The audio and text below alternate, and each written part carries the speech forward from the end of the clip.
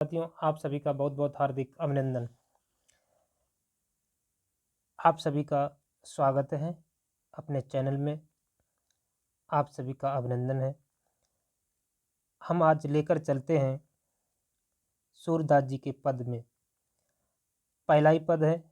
सूरदास जी ने इस पद में भगवान श्री कृष्ण के चरणों की वंदना की है। उन्होंने भगवान श्री चरणों के महिमा का बहुत ही मार्मिक वर्णन किया है। सूरदास जी सगुण भक्त काव्यधारा के कवि हैं। सूरदास जी के इष्ट देव भगवान श्री कृष्ण ही हैं। तो उन्होंने निर्गुण ब्रह्म का बहुत ही असहमत जताई है, आपत्तियां जताई हैं और सगुण भक्त को उन्होंने अपनाया है। सगुण जो गुण के सहित युक्त हो उसको अपनाया है। निर्गुण जिसके अंदर कोई गुण ना हो या निर्गुण हो जिस हिसाब से लोग मानते हैं। तो जो भी चीज़ें हैं तो हम देखते हैं इसमें एक कक्षा 10 में जो चैप्टर चलता है सूरदास जी के पद, और ये सूर सागर से लिए गए हैं। आशा ही है आप मेरी बातों को समझते होंगे। जहाँ पर भी समझ में ना आए कमेंट बॉक्स में वही शब्द लिख करके आप मुझे वापस करें। पद का आरंभ महाकवि सूरदास जी के अपने इष्ट देव के प्रति भक्त भावना से होता है। ये निर्गुण ब्रह्म से अनेक आपत्तियों के साथ साथ असहमत जताते हुए सगुण के प्रति अपने प्रेम को प्रकट करते हैं। जैसा कि हमने बता दिया था कि निर्गुण ब्रह्म के अनेक आपत्तियों का सूरदास जी असहमत हैं। इनकी आपत्तियां जो हैं उनसे असहमत हैं, परंतु सगुण के प्रति अपने प्रेम को प्रकट करते हैं। उनका बाल वर्णन, रासलीला, बांसुरी प्रेम और गोपी उद्धव संदेश आदि अनुपम है। देवकी का ममत्व और हृदय वेदना भी मनोहरणीय है। तो आइए देर न करते हुए सीधे चलते हैं सूरदास जी के पद पर। इसमें वो भगवान श्री कृष्ण के चरणों की वंदना करते हैं, चरणों की स्तुति करते हैं और गुणगान करते हैं। लिखा है, चरण कमल बंदौ हरिराई, जाकी कृपा पंगु गिर लंगे, अंधे को सब कुछ दर्शाई, बहरो सुने गूंग पुन बोले, रंग चले सिर छत्र धराई, सूरदास स्वामी करुणामय, बार बार बंदो तिह पाई, चरण कमल बंदो हरिराई। भगवान श्री कृष्ण के चरणों की वंदना करते हुए, और ये पद ब्रज भाषा में रचित हैं।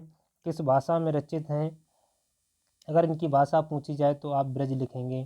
ठीक है कि सूरदास जी के पद किस भाषा में है, या सूरदास जी ने अपने पदों का किस भाषा में प्रयोग किया है, तो ब्रज भाषा में।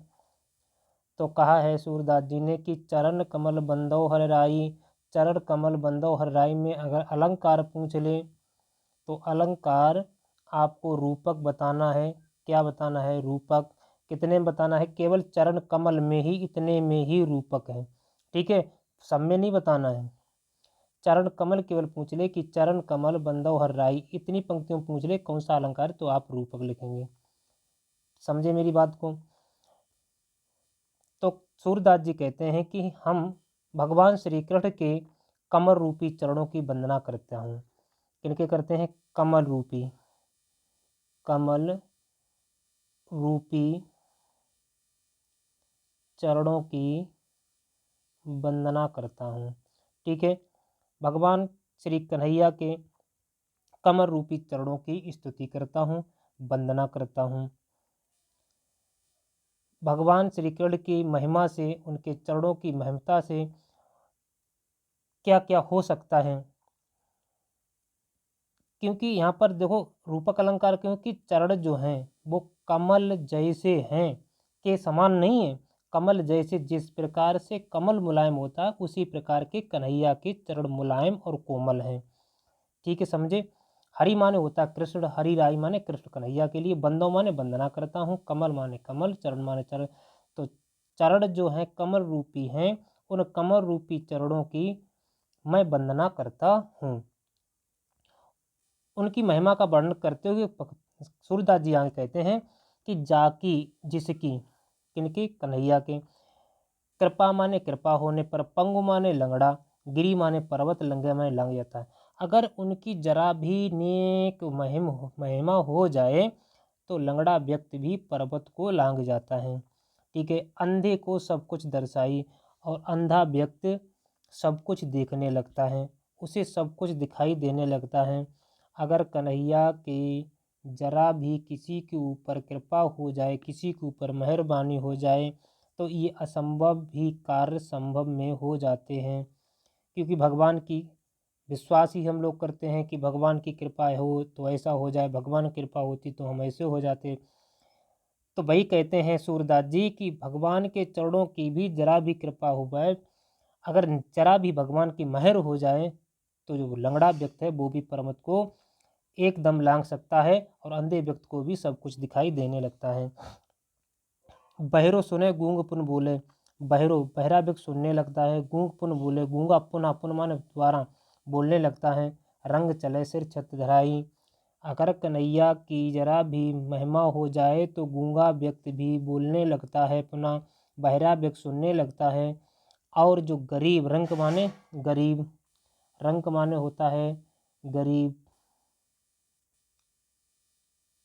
गरीब या भिखारी,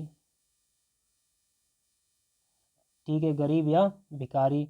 अगर भगवान की जरा भी कृपा हो जाए तो एक गरीब व्यक्ति भी राजा बन करके अपने सिर पर राज्य का छत्र धारण करके, अर्थात राज्य का सिर पर छत्र धारण करके, राज्य का छत्र धारण करके और चल सकता है।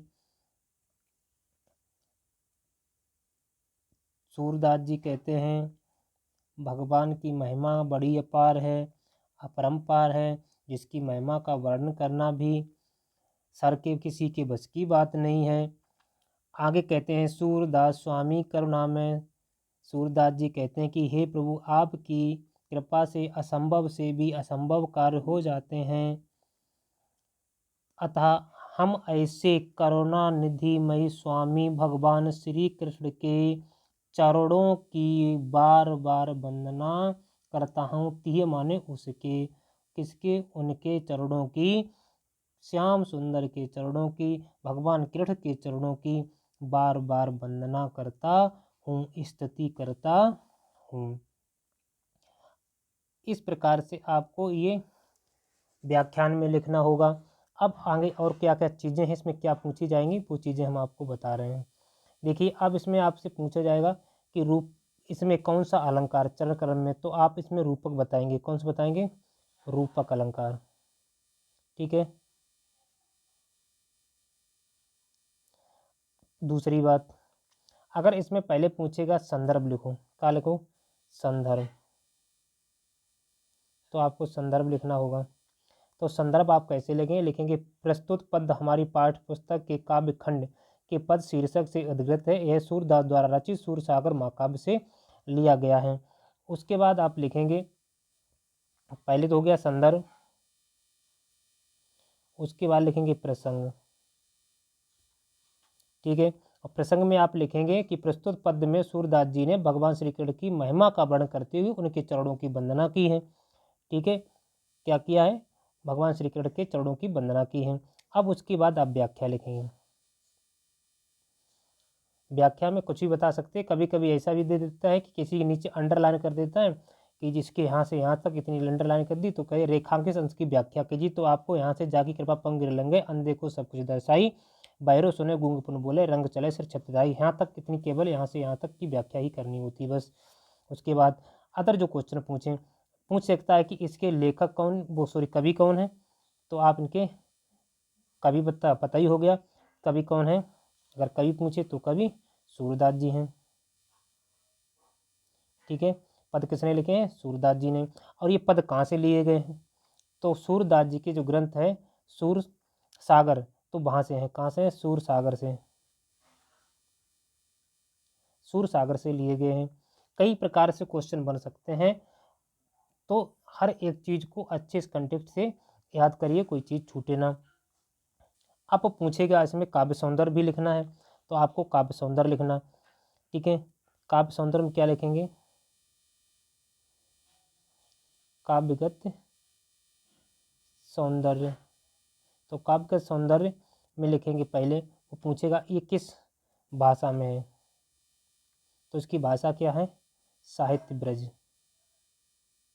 हमने बता दिया ये ब्रज भाषा में लिखा है, पहले ही बता दिया था। किस में लिखे ये पद? ब्रज में। शैली कैसी है? मुक्तक। शैली कैसी है? मुक्तक। मुक्तक शैली है। उसके बाद इसमें गुण कौन सा है?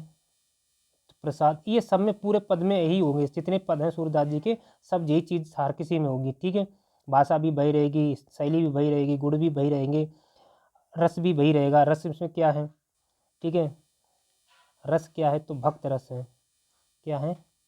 भक्त रस। उसके बाद छंद पूछेगा, छंद कैसे हैं? तो गेयात्मक छंद है।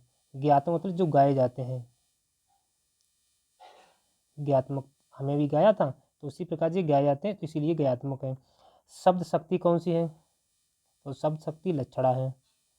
शब्द शक्ति, शब्द शक्ति लक्षणा है। हमारी बात आपके समझ में आई होगी, ठीक है। अब उसके बाद अलंकार पूछेगा, आगे और पूछेगा अलंकार, कहीं से पूछ सकता है। उसके बाद पूछेगा कि जिसे लिखा कि बार बार, तो बार बार ये दोबारा आया है, बार बार तो पुनरावृत्त हुई, तो अलंकार यहाँ पर आप इसमें लिख सकते हैं कि बार बार में कौन सा अलंकार है? तो पुनरुक्त प्रकाश अलंकार है, ठीक है।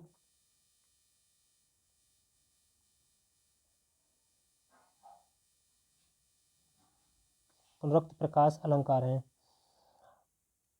बार बार में, ठीक है। उसके बाद